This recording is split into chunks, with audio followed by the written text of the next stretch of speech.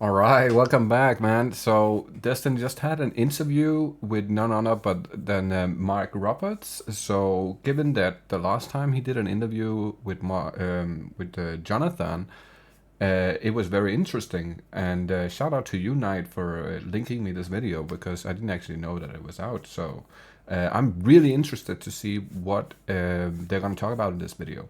And yeah, like, comment, subscribe, all the good jazz. I'll leave a link to his channel and his video in the description if you want to check it out yourself. And let's just get into it. So recently, I got to sit down with the Path of Exile team and ask them some questions all about the latest update to Path of Exile 1. Now, I actually got to interview Mark, aka Neon, but it was a little bit different than most of Yeah. my interviews. I had to write questions in chat, so I thought it would be fun if I acted out how I was asking the questions and then sort of cut the video together so that he's responding to what I had written but spoken from me. I don't know. Let's just see how it goes and go from there. Like normal, there'll be a Q&A. To do that, all you've got to do is write your questions in the chat channel on Discord. Question. Is this where we put the questions? Wait a couple minutes, and then thanks, Destin, for making me laugh a little bit. Got him.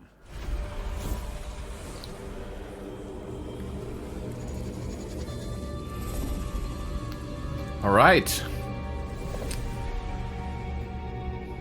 Hopefully we get some new info here that we don't have. That would be sick. All right. Hope everyone enjoyed that, and that everyone can hear me. You never know. But yeah, feel free to fire away with the questions in the chat, and I'll just start answering them. I know we don't have as many people as normal in this session, but I don't know. It means you can get to ask more questions individually, or if you have all the answers already, that's fine. It doesn't really bother me either way. Now, it was about this time I just dumped all the questions I've been writing on my phone while watching the presentation into chat. So, oh, okay. Well, never mind. Destin, of course, asked. Yes, 30 of them there, so that'll give me some time to fill in. So let me catch up on all of that. All right. Well, I'll start back from just because I wasn't too sure if that was your first question, but at the very start of it, Destin does ask, did the game get a graphics update? The first thing you'll immediately notice, yes, is that generally lately PoE1 has a lot better in terms of asset quality, and part of the thing there is that we get to utilize the art that's getting made for Path of Exile 2, and then we get to either, in this case, we've taken it pretty directly, some of the monsters, which is great, put some twists on it, adjust it, deploy it in PoE1. In a lot of cases, we get to then make modifications to it. We get to use sometimes the model, change the animation, sometimes the animations change the model. But simply because, you know, PoE1 is such a has been around for so long, you get this like very insane spectrum of very old art all the way to very new art that's now coming Yes. in. So often a lot of the modern stuff can just look like absolutely insane when it's on the backdrop of something quite old. But yeah, we get to use a lot more modern assets nowadays. We still have to optimize them for, you know, PoE1, but nonetheless, it's good. Yeah, so anyway, not specifically a graphics update, not to say our engine isn't constantly getting better, but we just effectively get to use better models, better art, you know, and it's great. And it all obviously looks really nice, and, you know, we'll see where that goes. So, second question we have, and I agree with this first part of it for sure, probably the rest as well, which is I love seeing Breach get some love in a rework. For sure, it's exciting to do that. But the question being, will Splinters and Breach Stones have a new way of being obtained with this new mechanic? So to answer that one first, during this breach, everything that was the existing breach, so during Keepers of the Flame, all the existing breach stuff is not there. So you won't have the Splinters and Breach Stones. Oh. Now, some of it is there, like a lot of the rewards from the bosses are there. You can get, you know, a number of the uniques that would have been exclusive to that content from the Genesis tree. So, you know, the rewards are there, but honestly, that content, again, when we're doing this thing where we're trying to modernize and revamp, that existing stuff may come in later as another extrapolation, but because we're trying to forward the storyline, like they've now come through to your world, they've come through to Ray class, and you're trying to stop them. There's new bosses, and we're kind of phasing out those old ones. Now, to be fair, those were literally some microtransaction sets we dunked in red paint, 10 years ago, however long Breach was. Now, that not to be said they were bad fights necessarily, but very old, very dated, not on rigs that people like to animate on nowadays. So being able to come in with just the completely new things and get completely new fights. And honestly, we've learned so much in the last 10 years in terms of how to make boss fights better, make them good, and being able to apply all that to them, instead of being just perpetually stuck with stuff that's like a decade old. It's good to be able to apply all that in PoE 1, and obviously we've learned those lessons for PoE 2 and whatnot, but yeah, it's very exciting to be able to go back and take all of those lessons, apply them in PoE 1 as well. And so we want to make sure we're free to do that. Now, that isn't to say much with most leagues when they go get added to the core game, we evaluate what people like. We can, in this case, evaluate what people liked about Breach before as well, and make sure that all of that stays in. So throughout this league, if there are things that people miss from old Breach, we'd consider adding them, integrating them, be it with a new fresh coat of paint and a new tile set with new art, with new monsters, new bosses, all of that stuff. It would just get added to our list of stuff to evolve and add. So, we'll just listen to the players in that regard, see what they have to say about it, add in whatever we can. And until then, yeah, you've got this new Breach. The old Breach will still be available on Standard League, interestingly. So, yes, because this is a league, we've had to do the interesting thing where we've now got technically 2 versions of Breach existing in the game, where one is restricted to Standard. So none of that's been unimplemented, none of it's been deleted. It's all still there. We made sure to keep it all intact. That way, if we need to bring anything back or integrate it once the league is finished, we can just pick what the better of all of the things and compile it into one thing. Okay, that's actually a really good thing then, because that means that we get the best of both worlds in case there's something we don't necessarily like. You know what I mean? That's very interesting. Now, the second part to that question is this sort of a one-off rework, or is the plan to go back and rework / modernize some of the other integral mechanics as well? Like a lot of people want Blight.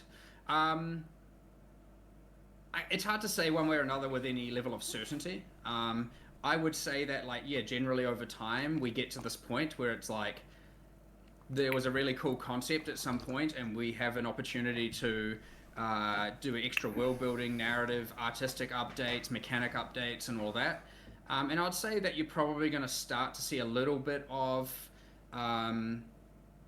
overhauling and improving old leagues balanced with, adding completely new concepts. I wouldn't say any of it's out of scope. The one thing about changing old leagues is if you remove what people ultimately you have to be very careful with the rework. Rework is harder, modernize is easier. However, modernize probably gets you less bang for buck in terms of bringing in new players and bringing people back, because one thing you can do when you touch these old leagues is kind of ruin it. And we have to be very, very careful not to do that, because each league, which is something I really love about PoE, each league has a kind of fan base to it. Yes. And the moment you do anything to it, you're going to exclude some of those people. And this is why sequels just have to be kind of handled very carefully. And you've got to be making sure to not ruin the things that people love about it. So, yes, modernization, great. Reworking, careful, but still want to do it. But honestly, being able to just extrapolate on the world building, integrate it properly, add new rewards, fix up all the jank. Because there's always a little bit here and there. Do new stats, new passives, new endgame, all that. Love it. Love it all, and I would expect a number of other leagues to get it, especially as they get more older and older and older over time. Correctly. That is the smart way to go about it. We've just straight up removed, because in the past, Perandus kind of just despawned off the face of the earth, because it was kind of like, okay, well, in order to salvage this, it's a full new league, so there's not really a salvaging we can do. So it really, as long as they come from a good enough baseline, and I would say Breach, Blight, a lot of those leagues achieve that, then yeah, completely happy to do so. Okay, so fire through this list of questions. So, I have to hand it to you. Breach looks fun. Hand. Because of all the hands. Anyway, what's the ideation process like when updating a mode like Breach? thanks, with all the hand puns. So, what's the ideation process like when updating a mode like Breach? Well, the good thing is we got to go from a bit of a baseline here because when we designed, we were doing Breach for PoE 2. We kind of jumped forward a bit. So you've got these 2 points in time, where one is 25 or odd years in the future, and then you have PoE, and we kind of like showed the end of 25 years, and then we were like, hold on, we didn't explain or say anything as to what happened in the middle. Connecting the dots. And now we've got a bunch of art we can use, so let's take that art, extrapolate on it, do the update, and start to tell that story of what happened over the 2 decades between PoE 1 storyline and PoE 2 storyline. So, aside from obviously just wanting to update Breach, it was one of the first, it was one of our like first big leagues. It was like a kind of there was like a league moment where we pivoted from one type of league to another, and it was like the first of its kind. So we're kind of going back to the origins there, and we're like, we need to update the story, we need to progress it forward. I would keep building upon it, update the mechanics, update the art, make it fun. But the one thing that came again, I would say that there is like a handful of PoE 1 mechanics that wouldn't which would really benefit from having some kind of an updated version and a continuation of the story. I can come like a couple of things comes to mind, right? Harbingers, for instance, super interesting. Love that mechanic. I've played it so much, and I just don't like the story is weird, right? The lore behind it is kind of weird, and it doesn't fully make sense. So I would like to see some kind of continuation on that, for instance. There's a couple of other things that I think would be very interesting if they went back and kind of like took the idea and deployed the new knowledge, right? Like that would be insane. But as he said, it's very important to not screw with the origin of the mechanics, or you alienate a bunch of people who are in love with that mechanic, right? And it's the important thing here is we need to make sure that we don't overcomplicate the combat and turn it into some, complicated, confusing thing or something. Like, the people who love Breach should still love Breach afterwards. I believe we've achieved that, because ultimately it was pretty simple. It was activate a thing, get swarmed by monsters, fighting them in a circle, fighting for your life. It honestly fits the traditional, just like ARPG mowing down monsters more than most. Kind of everything since then, we like to add twists to things, X factors to things, different types of combat, whereas Breach was like the simplest form, and we wanted to make sure we maintain that while still making it feel new and exciting, and fixing some of the broken things the things that weren't quite good enough. So the ideation process was mostly coming from a narrative standpoint here, and a world building, and wanting to expand on that, but also wanting to give a new fresh coat of paint to our very first league that we all kind of love, and while doing that, make sure we maintain what people loved about it the whole way through. What is it with you guys and hands? I mean, it's Breach. Breach is hands. It's just what Breach is. The boss, the Zesht in Path of Exile 2 is a Breach boss, so it is still hands, and just there's lots of hands because that's what Breach has going on. It's just got hands as this thing. Honestly, it's kind of cool, kind of creepy. There's kind of a lot you can do with it. You can animate them easily. They can do skills easily, so like everything kind of works, and they feel nice and it's kind of almost horror bound and fits into the dark world, yet also completely works as depicting a demon. So I don't know, hands just work. They just do. When do you feel like a game has overstayed its welcome? Some others in the long-running game space seem to be struggling. I'm referencing Destiny. How does Path of Exile 1 stand the test of time?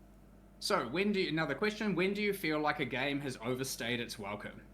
Some others in the long-running game space seem to be struggling. How does Path of Exile 1 stand the test of time? Honestly, I mean, especially in today's like gaming ecosystem, if you want to call it that, a lot of older games are honestly thriving. Like they're doing really, really well. Yes. I would actually argue that a lot of more modern games are kind of hit and miss and struggling Yes. nowadays. Now that being said, it's kind of a spectrum all over the place. I wouldn't say I'm educated in that regard because I just focus on PoE, PoE, PoE, PoE. That being said, I honestly just think that we have a very passionate team who honestly love the project, like through and through. Path of Exile 1, 2, doesn't matter. There's still even though we're like working on PoE 2, there's still a massive amount of staff that love PoE 1. We update it consistently. Sure, we had a bit of a moment there where we had to put it on hold as we were working on PoE 2's early access release, but we've done pretty consistent patching for a very, very long time, consistent updates, innovating the content. If you compare some of the very first expansions and what they included, the first league was Onslaught. It meant monsters had 20% attack cast and movement speed. And that was the first hardcore league we did. That was a league. I mean, now we're talking about you got NPCs, areas, bosses, monsters, character improvements, classes, Crafting. skills just everywhere, QOL improvements. Like, we're not like, sitting here taking it easy. It's full. We have a schedule. We want to update. What can we do, and what will players love? This is exactly what Blizzard should have done with Diablo 2. They should have continued to create something to it and then updated it, and it would have fucking been the biggest success ever. But instead, they wanted to make something different, and it had to be World of Warcrafty, and yeah. It's a little bit sad.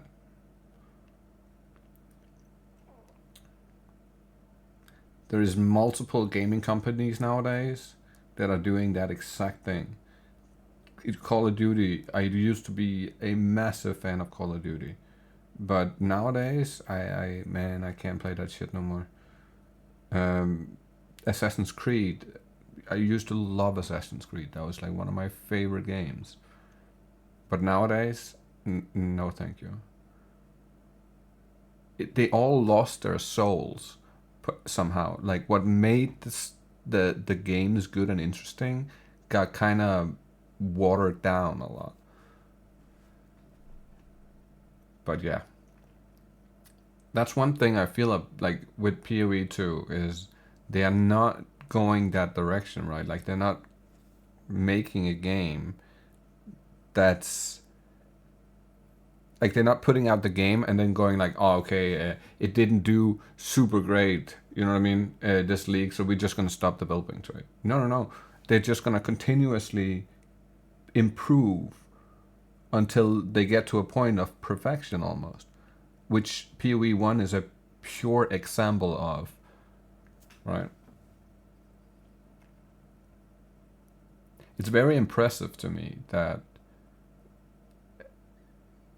they have evolved in the way they have after watching the From Garage to Glory video. That was like they started with absolutely nothing and they made something that I would argue is, if not the best, it has to be mentioned in top 3. There's no way around that. In my personal top 3, it's the best, right? Like it's just number 1. But yeah. And I think if people were, I mean, obviously you need a relatively good game and concept to start with, but I think if you can just strive to do that level of patching and constantly making the game better and better and better and better and doing more and doing better and innovating by a passionate team who actually care about the game, then I feel like in almost all cases you're going to grow a player base. And that is one thing to know, like PoE 1 grew, right? It doesn't just Like it's high, it goes low, and then it grows and grows and grows and grows and grows.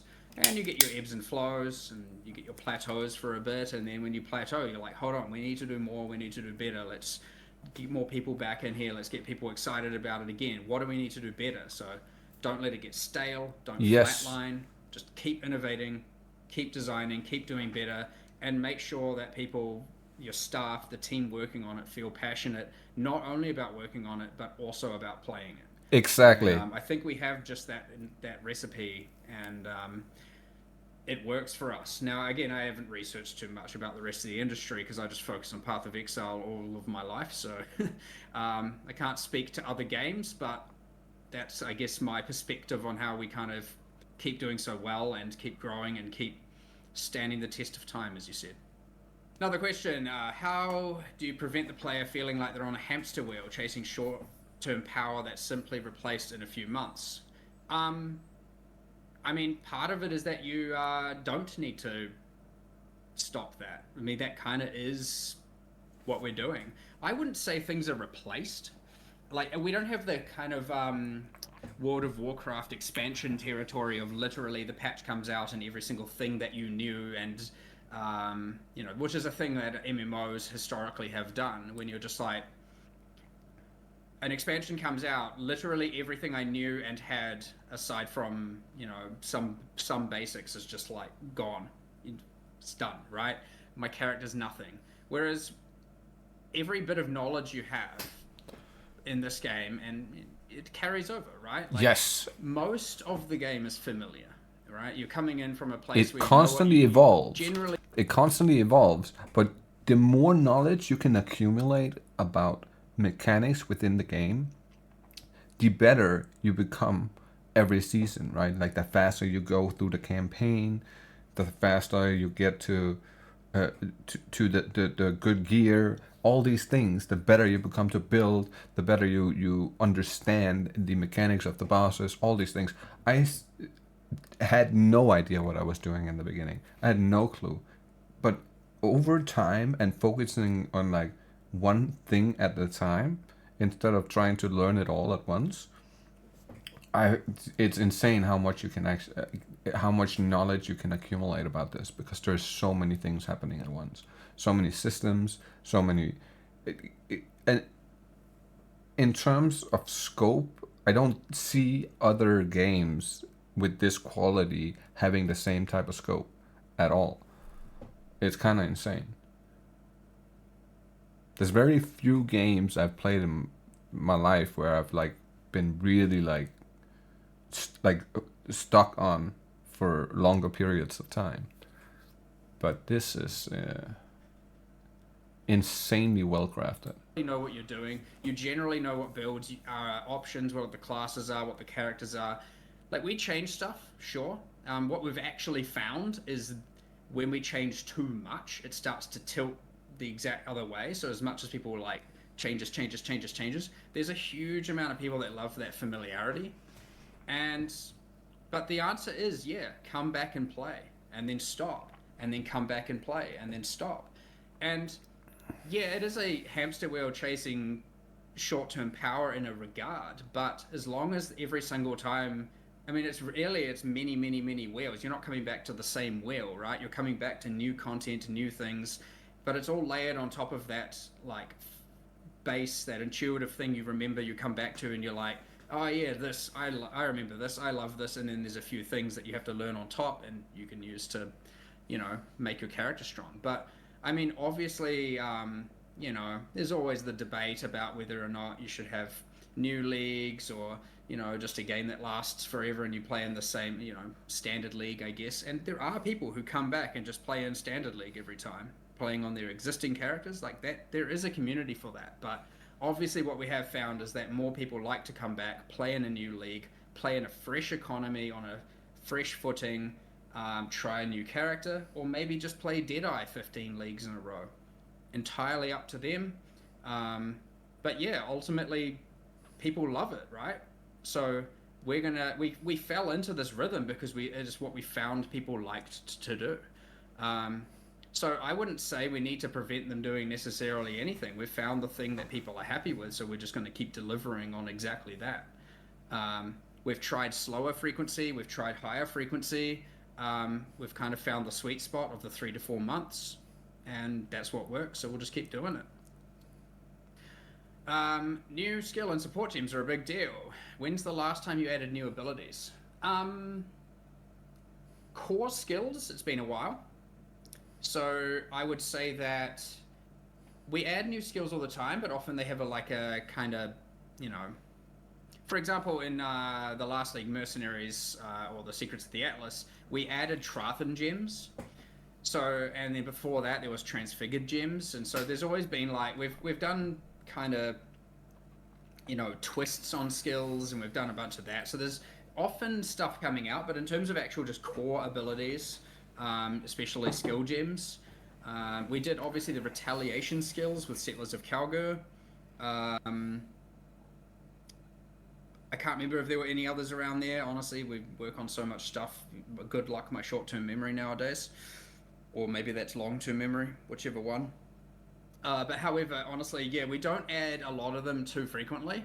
But there's not really a particular reason for that, honestly. It's just that, sometimes it's nice to do skills, focus on character side, and sometimes it's nice to focus on content. We don't always get to do both. In this case, we were just kind of like, you know what, it's time for some new skills and supports. Let's, especially focusing on Wander and, a few other even more archery attack stuff. It's these seem like they'll be cool. Let's get them in there.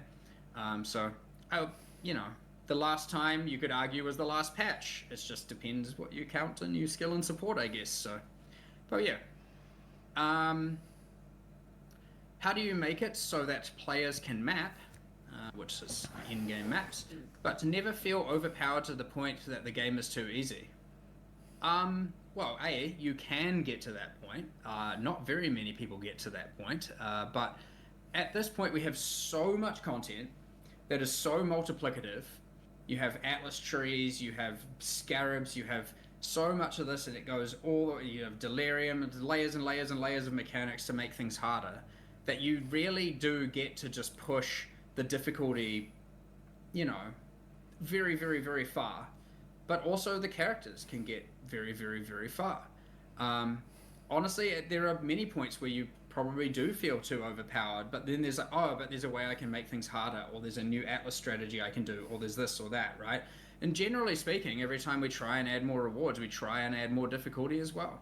And as long as you keep doing that, yeah, you get the kind of scaling issues, but you can regulate it to a degree. You can have them be somewhat exclusive. You can power creep, and occasionally you have to bring the power back and bring the numbers back a little bit. But ultimately, for the most part, we just have so many levers of making the game harder and more rewarding, and we have so many levers of making your character more powerful, that just both just go, and you're going up and up and up and up and up and up and contesting, and all the way through. And even then, when you've done that, you might be like, okay, I've now kind of perfected this strategy. I'll try a different Atlas strategy, and it's completely separate. Something you saw someone doing, be it you were doing abyssal strategies over here, and maybe you want to do, I don't know, the Rogue Exile in-game strategy, or maybe you just want to fight uber bosses, and then you find, my character was overpowered, but not against bosses. I maybe need to do something about that and calibrate. And right. This isn't something that was always the case. Before we had so much content and so many layers, it was actually very easy for someone to just get to a point where they're like, well, this game's trivial now. It happened many, many, many, many times. It's just that it is possible to get to that point now, but it is just harder than ever. So yeah, there's kind of no ceiling to when you can just stop playing. A lot of people feel like they can just finish all the core quest lines, complete their Atlas and finish, and other people want to get to the point where they're actually min-maxed as possible in every single strategy possible, and which is something I love, by the way. Guilty as charged. Part of what makes PoE1's endgame so, able to be played so many times on repeat, and then often by the time that you perfect everything, a new league goes core and a new league gets added, and now you've got 2 more variables that change everything, and it's like, oh sweet, what is this new stuff I can do? So, but yeah, I mean, it happens, but right now we're in a real good spot. It takes incredible effort and time and just also understanding of the game to get to a point where you're just trivializing everything, or like getting your character so strong that you're just running through all content with no problem. Last league I played a lot of Abyss, but that was still only like two scarabs of risk in T17s, and it was easy enough. But if I did like other stuff, it was it was kind of hard, right? It almost felt like the character was like min-maxed towards that mechanic, right? Whereas, well, I could do other stuff like Maven and Ubers and stuff too, but I also felt like I got into situations with stuff that I just couldn't really like handle, even though I had really good gear. So I like the fact that there is a challenge still, even if you have really good gear. There's still a challenge, depending on where you go. Do you feel like you're adding too many tricky mechanics to the Ubers? How do you push it and keep it fun without it becoming annoying? Well, the luxury here is they are Ubers. They are not fit for everyone. They are meant to be a test of skill and a test of your character's gear. Now, obviously, you can almost always, as is in PoE, overcome mechanics by just making your character so freaking powerful that it can kind of ignore them. That is a thing you can do. It's completely fine. If you know, maybe you're SSF, or maybe you're in a different, context where you don't have trade, or whatever the case is, obviously you can compensate for that lack of character power with skill and overcome it still. These are both completely viable strategies. We kind of just love it, but they are Ubers. They are designed to be tricky mechanics. They are designed to be harder. It's not meant to just be a pushover. So, the whole fun but annoying, each to their own, honestly. I don't find them annoying. I find them fun, and you might hate them. It's gonna be interesting to see how much life Neglect and those guys have as Ubers now, and also in the field, because if they have a lot of life, that might be an actual problem. And that's perfectly okay.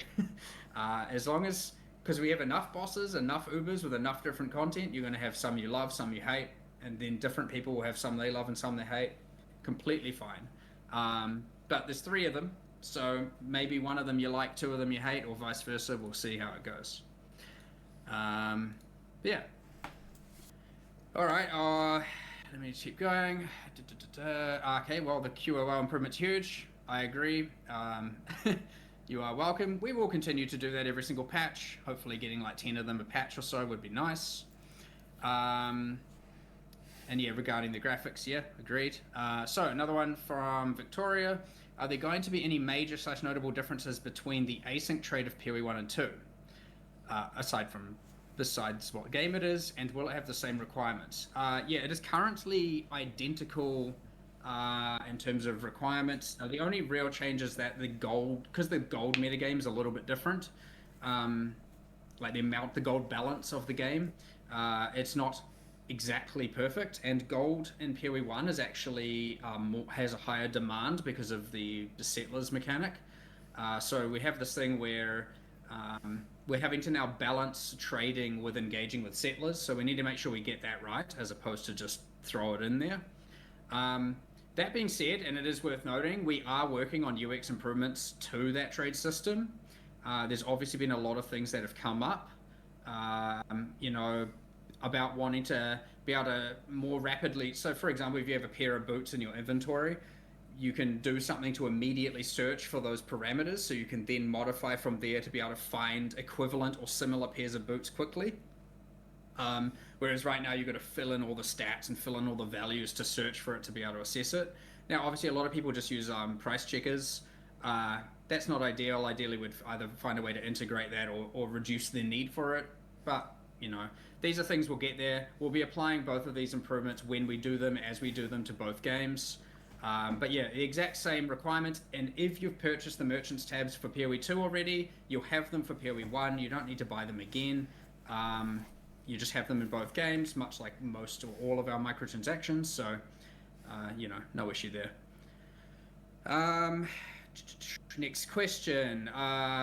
With the old breach going out, are there any changes to the breach nodes in the Atlas tree to interact with a new rework mechanic? So to immediately answer that, we don't actually do Atlas passive nodes for actively running leagues. So currently when you play in Keepers of the Flame, there will be no breach nodes on the Atlas tree. The mechanic, due to the grafting and the kind of tree, it has its almost sort of own meta progression. So you'll be interacting with that. Are there any new stashes for the grafts and graft currency? I believe there is, yes. I need to actually double check that, but I believe there's a graft locker or something. I can't remember what we call them. And that's just for stuff that sits in the monastery. I can't remember with 100% certainty, but I'm pretty sure there is. Only because last time I saw it, it didn't have the art yet, so it looked like the heist locker, and I remember thinking it looked weird. So that was a little while ago, of course. Is there a plan for the 10 new ascendancies, so that's the bloodline classes, to become a core part of the game, or just specific to League? So it isn't specific to the League, it is core game. They will be available in Standard and in Keepers of the Flame. Now, not to say that once the League Keepers of the Flame ends, or much like with any expansion, if they are unhealthy for the game, if they're unhealthy for balance, or if we just need to make any changes, we're always going to make those changes. So for now, we intend for them to be core, remain core, and stick around afterwards. But, you know, much like with any new content, you don't know how it's going to play out, so we'll see. And then a personal one, Steven wants to try run something brand new this league. What's your favorite new skill in this league, so I can try and possibly fail to build around it? I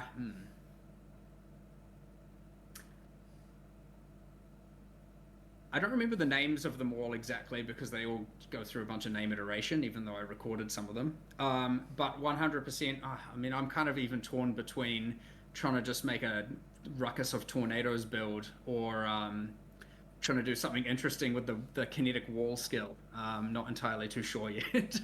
I would honestly just give the Wanders a try, give some of the kinetic skills a try and see what happens. The wanding, like the whole just bouncing projectiles everywhere using the like ricocheting wall, sounds like one of the most fun things to me, but who knows. Next question. On standing the test of time, when you have a big lull or low point, how does the company weather that storm, financially and or morale-wise? Again, I'm referencing Bungie with this question, not really grinding your games. Big lull or low point? I mean, have we even had that? Like, I don't even know if we've ever had that, to be honest. I think the worst case we had was either, because we had to stop, like, just in the context of PoE 1, it was because we had to stop developing to focus our resources on PoE 2's early access. And I was honestly, about to say it. You know, we had to pay a cost to that. We certainly, you know, it was regrettable and it sucked. But we were still working on a project, you know what I mean? Like, I would say that the morale lows come from actually when we deploy something and it sucks.